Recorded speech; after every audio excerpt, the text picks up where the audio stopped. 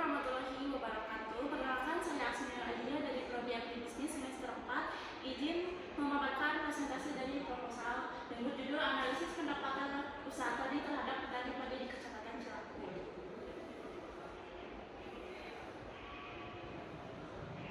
Di sini saya akan menjelaskan tentang latar belakang, rumusan masalah, hipotesis penelitian, kajian pustaka, penelitian terdahulu, metodologi penelitian, populasi dan sampel, jenis dan sumber data, serta penutup. Latar belakangnya adalah Indonesia adalah negara kesatuan. Ekonomi negara ini sangat bergantung pada pertanian. Hal ini dapat dilihat dari banyaknya orang yang bekerja di sektor pertanian.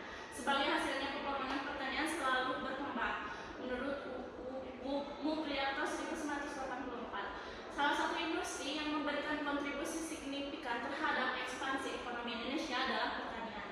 Mayoritas lapangan kerja, pasokan makanan untuk konsumsi domestik, presentasi pasar domestik untuk produk pertanian lainnya, dan pertumbuhan pendapatan domestik, semuanya difasilitasi oleh sektor pertanian.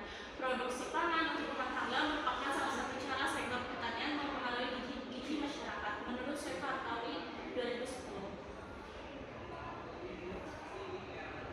Adapun rumusan masalahnya, yaitu rumusan masalah adalah sebuah pertanyaan yang mencari sebuah jawaban lewat pengumpulan data dan penelitian.